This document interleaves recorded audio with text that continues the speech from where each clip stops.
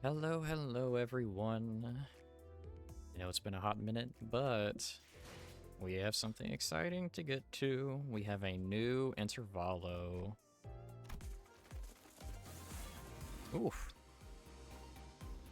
I like it. That's a nice beat. Yeah,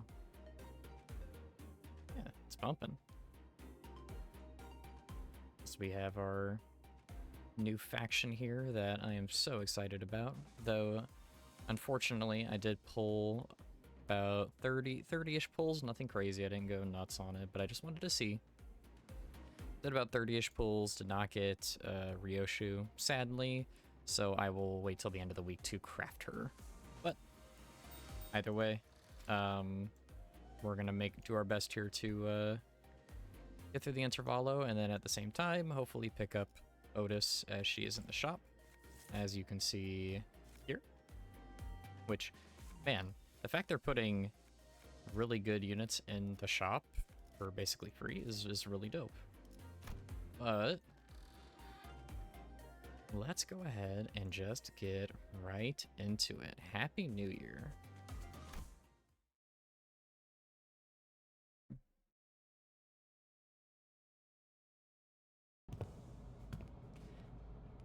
Yawn.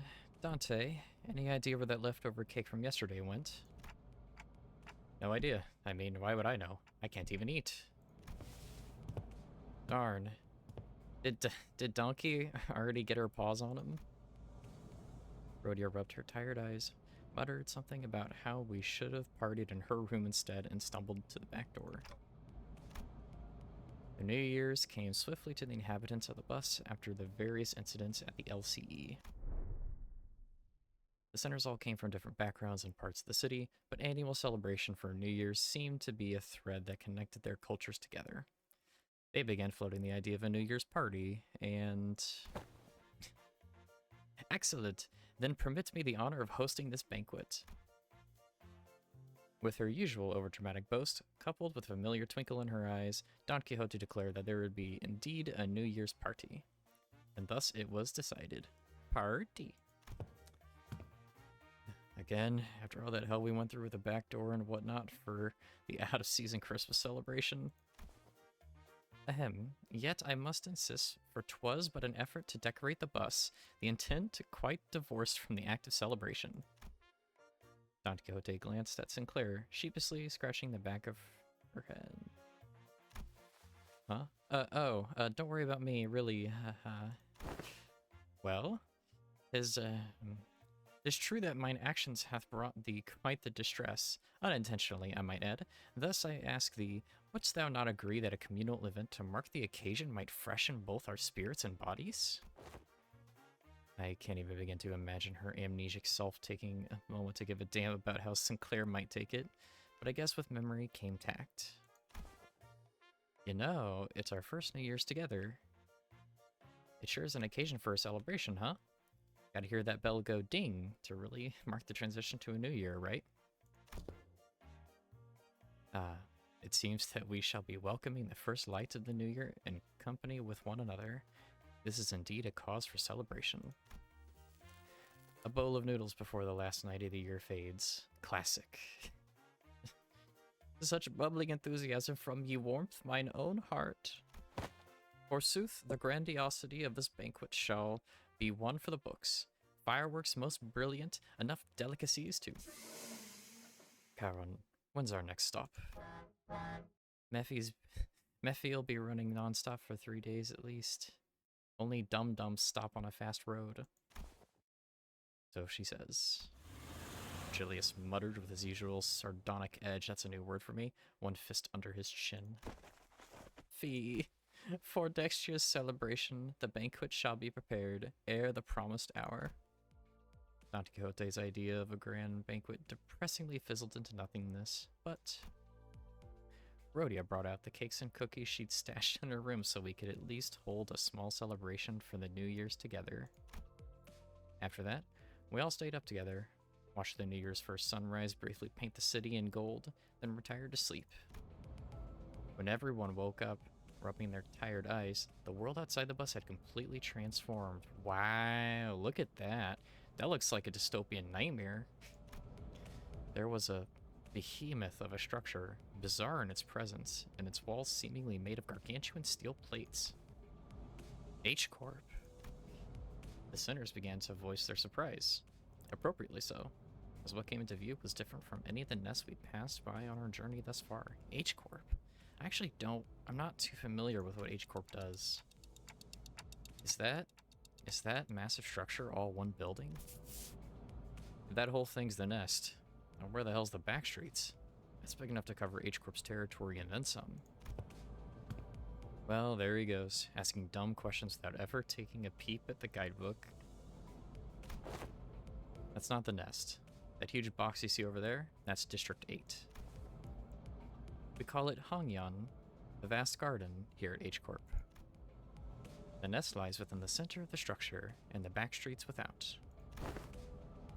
So they squeeze the entire population of this district in there? Did they just not get a ray of sunlight all year round? Huh. At least they won't have to worry about the rain. Ah, prithee, avail me a sight as well. As the sinners began to gather one by one at the other side of the bus, stirred awake from their late night's rest, I felt my gaze drawn towards Hong Lu. I looked for signs of concern or distress on his face, worried. It wasn't exactly something unique to Hong Lu, but the stories about his past home life we've heard throughout the year, whenever he felt like sharing them, were all consistently and terribly depressing. It was like the Hunger Games. Ooh. It's not such a bad place once you actually try living here for a while. But his lips ever so slightly curled upward into a kindly and relaxed smile, are making the same expression as ever. An expression that hasn't changed at all since our first meeting. Maybe it's just a cultural difference. Kinda like how Hong Lu can be so nonchalant about things that should give most people pause, but actually no. I'm not helping anyone or anything by entertaining these thoughts. My job at this moment is to keep a close eye on Hong Lu, more so than usual. And if the time comes for me to help him, as the manager, I'll give it my all. Besides, whoa, this thing's even bigger up close. Barely. I carry no recollection of a structure so grand, even in past adventures of mine. If my efforts aren't enough, I know I can trust the sinners to lend me a hand. Hey, let me see too. I collected my thoughts and approached the sinners who were flattened up against the glass window to get a good view. La la la. Yeah, no, that looks nuts. Actually looks frickin' wild. Already a fight. Okay. I'm down. Slash. Yeah, slash affinity. Already. I mean, I'm fine just taking my blood fiends. Don't need to go super crazy here. I don't know why it keeps picking you for some reason. But, you know, I'm curious. I want to see what the deal is and, you know, when the sweepers will come into play and more about Hong Lu's backstory. Once we left the bus. Oh man, I can't believe we had to get off the bus here. We had to make a formal complaint against H-Corp for this crap. What the hell were they thinking, doing shoddy construction work at the entrance of the highway that leads straight into the nest?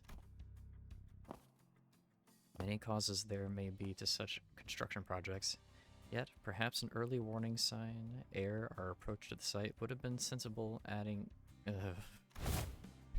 Were it not for young Charon's most valiant drifting. Ah, I shudder to even imagine the terrible possibilities, which would have been the most awful end to an adventure. Multi-track drifting.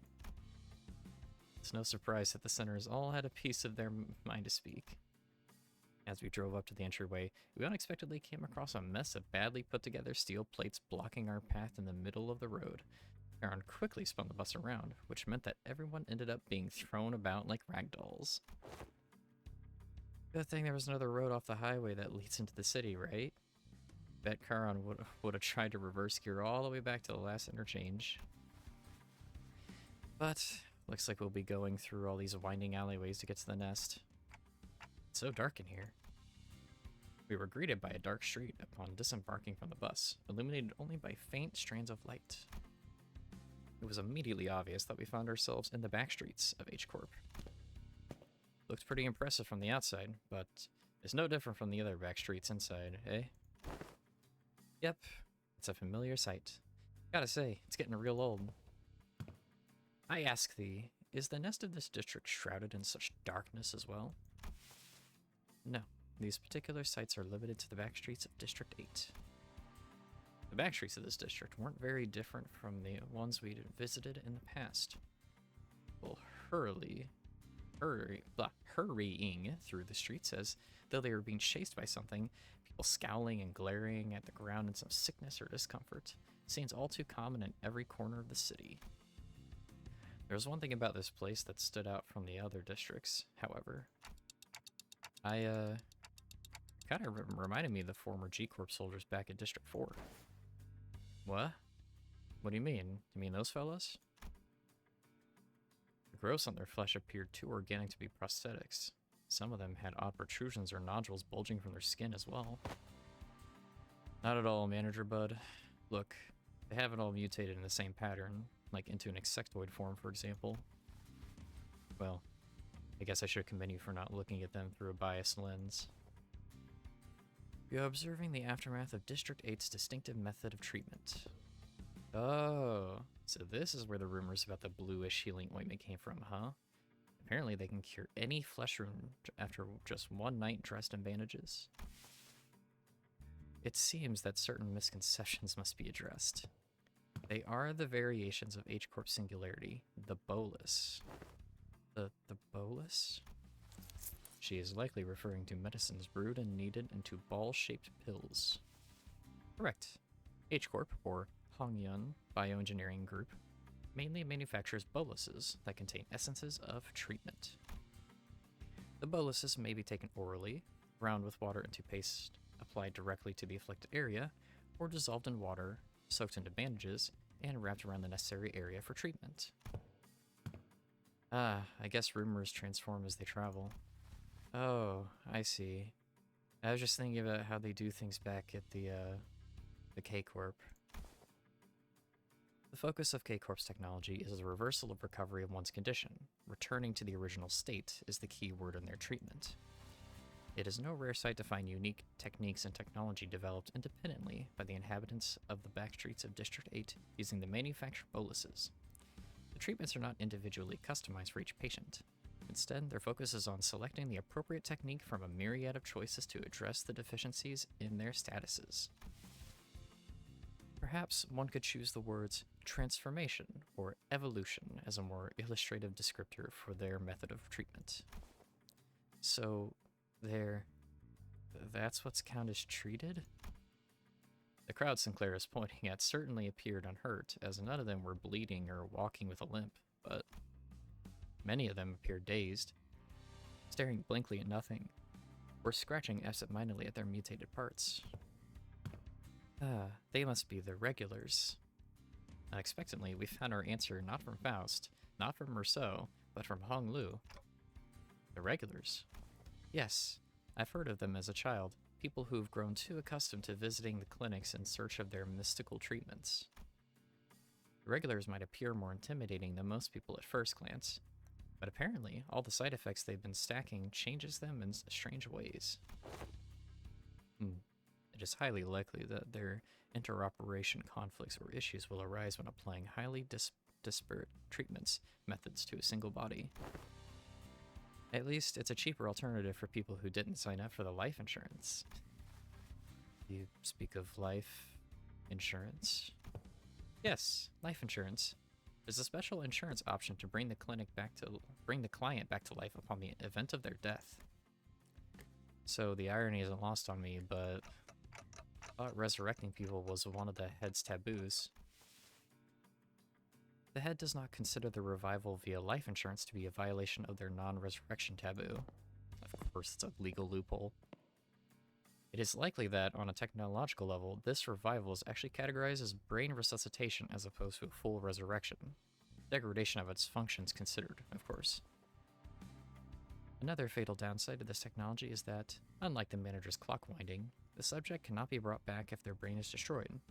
Also, there is a risk of significant losses in their process of information transference. Losses, huh?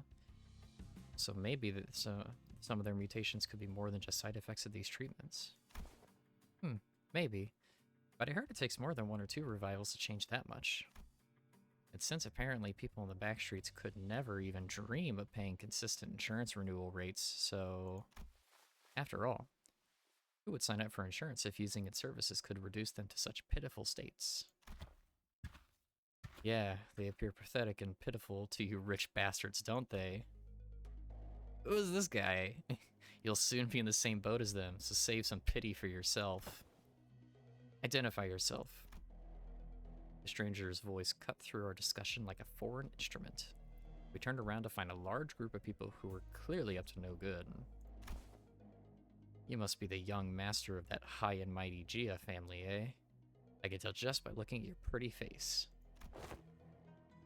Your friends, Honglu? No. I haven't had much chance to get acquainted with people from the back streets, so nope, I never met them before. Of course you haven't. Too busy living large, playing gods in a whole different world from us plebs, huh? Not that it matters. We'll just have to take the thing you brought here for submission to the family hierarch evaluation. The what evaluation? Okay, there's clearly been a misunderstanding. There's quite a lot of them. We're not off to a great start here. Huh.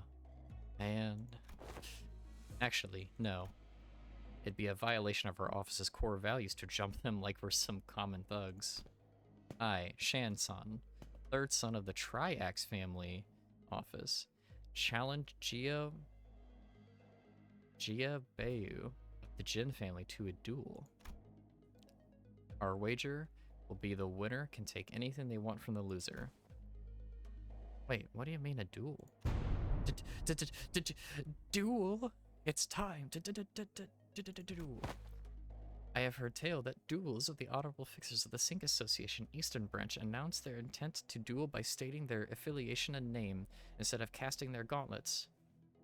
And the pamphlet that young Ishmael had presented before me earlier presenteth the truth that the Triax office is indeed an office of the East, though they are indeed of a lesser quality. 'Tis a true, genuine, accurate declaration of a duel that we behold. So it's just a fancy way of saying 1v1 me, let's go, isn't it? 1v1 me, mate. Rust. Hardcore. Intervention only. I mean, this guy doesn't look too tough. What do you think, Faust? Agreed. This individual does not seem to possess any particular exceptional skill that may pose difficulties for Honglu. I think it's gonna be okay. I'll be back in a minute, Dante. You sure this is okay? I don't think you're gonna lose against him, but, you know, just in case. No worries. I have some childhood experience with duels myself. I've done about 10 of them, I think. Ha, so the rich boy's dabbled in some duels, has he? It's... I think you misunderstand. I meant to say that I've done about 10 of them a day. Oh, but grandmother sometimes lets me skip them, so it might have been slightly fewer than that on some days. What? I, Honglu of Limbus Company. No. I, Bayu of the Jia family, accept this duel. Interesting. Honglu stepped forward confidently as the opponent was processing what he just heard. 10 duels a day, bro. For a moment, Honglu stood there in a stance that did not express even a hint of aggression before curiously cocking his head to the side. Sorry, are we waiting for something? Oh, so I always let the opponent get the first 2 moves in duels. Please, don't hesitate. Let me, you little... Your cocky pride shall be your downfall. The man who introduced himself as Shan leapt towards Honglu. Then, after about a minute... How is this happening? Unlike Shan, who was throwing punches and swings with boiling hot passion, Honglu was effortlessly gliding between his opponent's strikes like he was out on a picnic. Out of all the base centers, I think Honglu may have, like, my favorite, or one of my favorite designs. Also, I just love the glaive. I wish we got more glaive action in his IDs. I really do. So I really hope his Kanto ID has a glaive. As though this is but a leisurely stroll through a garden. Love this guy. He's freaking pogging out. Whenever Shan Shan threw a powerful punch, Hong Li redirected to the side with ease, the first only grazing his clothes. We were mesmerized by the feathery light movements of his hands and feet that effortlessly glide through the air. Until, after one blink-and-you-miss-it moment, we realized that Shan Shan was already face down on the ground, defeated. Oh, young Hong Lu, hast thou been concealing thy full strength in our presence? Oh no, I wouldn't say that. I always put my all into every fight. Yet to defeat this foe so soundly, to dance with such grace between his strikes, 'twas as though thou wert dueling someone whose skill may only be measured against a child's. But most of our fights happen in environments with lots of variables, and we usually fight against enemies with all kinds of unexpected weapons and powers. You read him. Already familiar with that fool's moves. Oh, yes. One of my Biwu instructors used to use similar techniques as this gentleman here. Practice makes perfect, and perfection makes an expert, right? Foo-hoo. Right, but I'm not sure if that's entirely relevant here. Well, anyways, looks to me like he silently kicked your behind in this duel. Let us through, why don't you? And preferably not to do the thing I think you're about to do. This tool wasn't overseen by a notary office anyway. Our employer's not going to let this failure slide if we just leave. Don't just sit there. Move your asses and jump them. Jump them. Pathetic. I can kind of see how we're becoming experts at getting jumped. With a bitter cry of the defeated, his gang rushed towards us. Lovely. So cool. Oh, little rat. Alrighty. Alright, let's get in there. Ooh. Hello.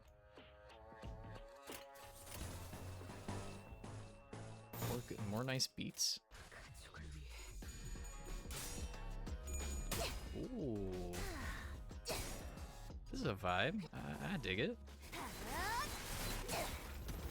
Strumming the guitar.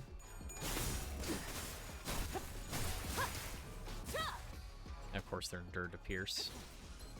If it becomes a problem, I'll switch to Blade Lineage.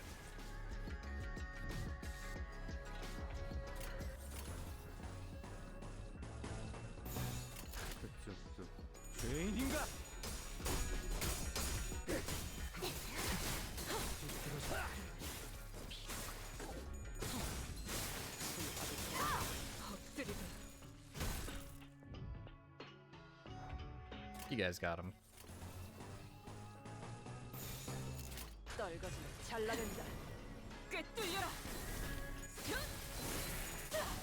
There's what?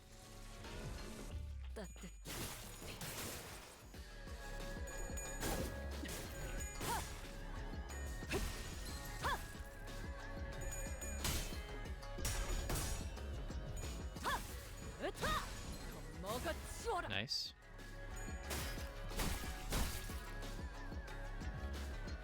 Oh, there should be two. Yep, there we go. Nail him. Easy peasy.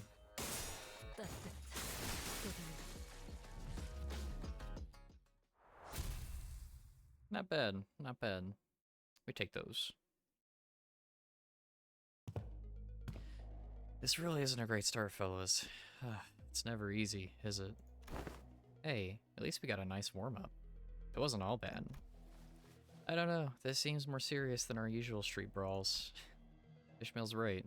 They weren't your everyday thugs who picked fights with random people for no good reason. They were contracted by someone to specifically target and eliminate Hong Lu. I bet it was his own family, knowing them. Given how open they were about their intent, calling it a contract, it doesn't seem like whoever gave the contract was exactly going for subtlety. Then, maybe this is what Zichun was talking about way back when she mentioned surviving as heirs. Whoever's behind this must have a bone to pick with Hong Lu. Indeed, it seems we must expect more skirmishes like this going forward. Alas, this trial was not readily overcome. Was this trial not readily overcome? Not the point. Think on it a little more. Seems like they're assuming that Honglu's brought something here in order to participate in that family hierarch evaluation. And there's no reason to assume that we've seen the last of them. They're going to try again to take out the competition. A highly accurate assessment of the situation by the executive manager.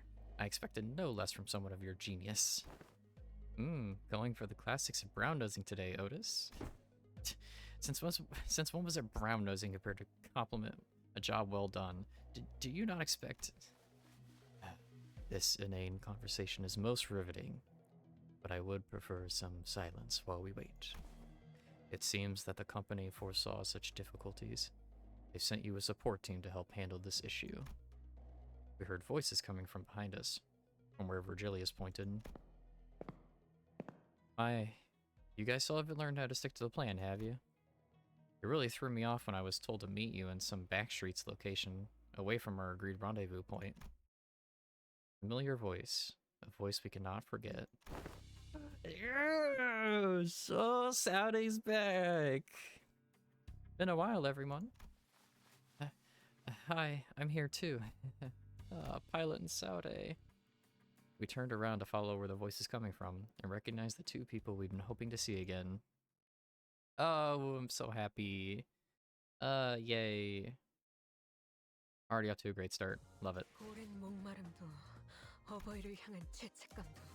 The guide.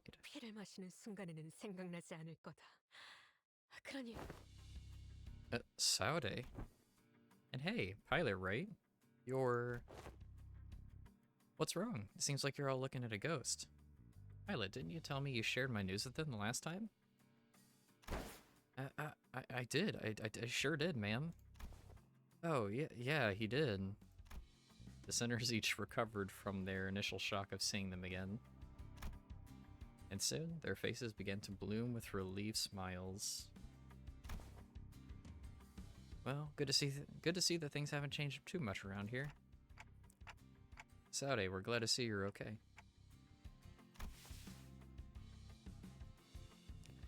TikTok to you too. Good to see your gears are turning just fine. Saudi smiled with a familiar grin. She did not seem to have changed much since the last time we met, save for a few minor differences. Her outfit and her badge, for example. Last I recall, you were promoted, yes? Allow me to congratulate you. Uh-huh. Yeah, haha. For the hints of melancholy hanging from her smile and flickering in her eyes. Hey. I'm merely congratulating her on her promotion and offering a recognition of her excellent accomplishments. I don't see what your problem is here. But we all know the meaning that promotion carries. Indeed, and it is very profound. After all, what meaning is there to promotion attained without spilling some blood? You're a real piece of work. Let me ask you something, then. If everyone behaves like you do around her, tiptoeing around the facts, keeping it hush-hush about what happened, where's she gonna get the bare minimum of the recognition and the consolation she deserves? Hush-hush would have been nice. I've even heard some of them whisper that I let my partner die just so I could snag a promotion. So in that regard, I appreciate that, Otis. If we're being technical, I did die, except my brain was intact. Not even K-Core's regenerative impulse could have revived me if it wasn't. Then did Effie also? Apparently they went right for Effie's head when they stabbed him with a prosthetic. According to the coroner's autopsy. Aw, Effie. K-Corp's ampoules, life insurance. Neither of them can revive someone with a damaged brain. It is what it is. Anyways, let's not dwell on the depressing stuff. We're here for work. Let's get some work done. So let's talk about work, okay, pilot? Yes, ma'am. Well, let's see here. Coincidentally, I happen to make friends with a fella who has ties to Gia family, so I brought him over. Hey, is that everything? Yes, sir. Briefing over. Just as everyone was reeling in stunned silence at the latest information. Least helpful briefing we'd ever had the displeasure of sitting through. Ishmael was the first to catch herself. She looked up at Saude. Saude, can we rely on you for some elaboration here? The briefing was a good demonstration of the necessity of educating the 5 W's and 1 H principle. Looks like we have a lot to discuss once we get back, pilot. Oh, did I do something wrong? Shh, pilot buddy. Just stop, you're digging yourself a deeper hole with every word. Gregor quickly leaned in to warn Pilot, but it was likely too late. A nigh unnoticeable crease had already formed between Saudi's brows. Prior to commencing this high-priority operation, it was necessary for us to find individuals with connections to H-Corp. So, we, as the Preliminary Observation Unit, were put to the task, and we managed to establish a connection with an individual. Ooh, someone from my family? No, we tried, but your family proved to be a rather difficult nut to crack. However, as we were wasting our precious time with all of our leads, Pilot pursued an unconventional method to establish this connection. I really didn't hold back on compliments then. And this is how you... Our collaborator is a former employee of the Gia family. After leaving the family, he now runs a lodging business. And it's likely that he is far removed from the family politics. Less motivation for him to attack us due to conflicting interests. Yes, and according to Pilot's reports, he still regards the Gia family positively. How can I not, considering the blessings they have given me? An unfamiliar voice butted into the conversation, as though to continue Saude's explanations. Oh, I humbly present myself before you, the Fellowship of Young Master Bayu. Please call me Qingtao. He greeted us in a most polite fashion before bringing his hands together in an odd motion. Oh, is this how people greet each other here? Yep. It's called the Bao Quan gesture. Bao... Is it Juan or Juan?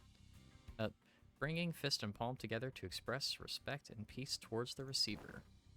Aha! Knights greet one another by shaking their hands for the selfsame purpose. Forsooth, that are indeed possessing one of chivalrous spirit. Ah, indeed. Much did I worry about the qualities of people's young master had surrounded himself with, but I see that he's in the company of those wise in the ways of the West. I prostrate myself before the vast breadth of your knowledge. What grand generosity it is to open a jar of the waterways of wisdom to quench my barren lands. Something feels familiar about this. Nah, she's been getting less and less verbose with bootlicking these days. Not like this guy, for sure. That's true. He's kind of like, how should I put this? A bit much. What are you guys talking about? Communicating only by the sounds of a ticking clock. This is something I had already known ahead of time. Yet, what a most curious exchange to behold in person. Brief this journey may be, yet I find myself thoroughly entertained in its entirety. Haha. Maybe it's the subtle sprinkle of disrespect that reminds you of the usual flavor. Wait, is this about me? You dare? Was all that bootlicking she did supposed to be the source of pride for her or something? Oda shook her head with clear distaste and strode towards me. We are nothing alike, Executive Manager.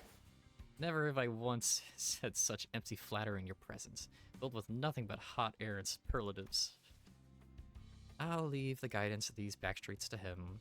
Well, looks like this is where... Saude fell silent, her eyes lingering on Virgilius, who stood somewhat apart from the rest of us. So I finally get to meet the Red Gaze, in the flesh. I've been looking forward to this day for a long time. Effie would have loved to be here. Manager.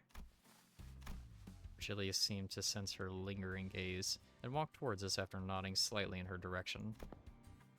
Manager Saude. Let's not make this any longer than it has to be. I'm not happy to be helping you with your business. I'd much rather put this behind me as soon as possible. Oh please, it's our historic first collaborative operation, isn't it? Can you spare a little more time with us? The guy but's actually doing something? That guy? Oh, I think I misread. Oh, no, it was Saudi. Okay. Yes, unfortunately, LCC has our own business to take care of, so I won't be accompanying the LCB today, and the Red Gaze will be helping us out to get it done. Taking Mephi there. Vroom vroom. Or broom broom. Maybe it's not that unfortunate, now that I think of it. I feel like every mission with the LCB has always been an uphill battle to get anything done. Well, you see, back then we were, just messing with you. I'm sure we'll have another chance to work together again. Boss, we don't have much time. But wait, before you go, I think you owe some explanation. Julius. I will leave the details to Miss Faust. I am quite busy. Very well. Julius turned around and left toward Mephistopheles with an oddly disgruntled expression. Well then, I'll see you around. Next time, I'll show y'all. I'll show you that I can carry my own weight. You know, oh boy, last time we met I was really so darn pathetic. Pilot, competence is shown through action, not words. Zaude and Pilot gave us a light nod before following Virgilius. Some sinners opened their mouths to speak, hesitated, then closed them again. We let them go without a word. Perhaps we didn't know what we could say to not make this an awkward farewell. Very well, please, this way. Or maybe we were simply mindful of this guy who was responsible for the quality of our stay. Oh boy. It's already off to a rollicking good start. And that is where I end episode 1. Hope you guys enjoyed. We are already moving our way through the intervallo, and we're going to open up next time with an ambush, so I hope you are excited as I am. Please. Stay along if... Oh, that's cool. You can see them dueling. Please continue to follow, and we'll begin to experience the rest of this journey together as we always do. Thank you so much for being here. I always appreciate your support. And I will see you all in the next episode. Bye-bye.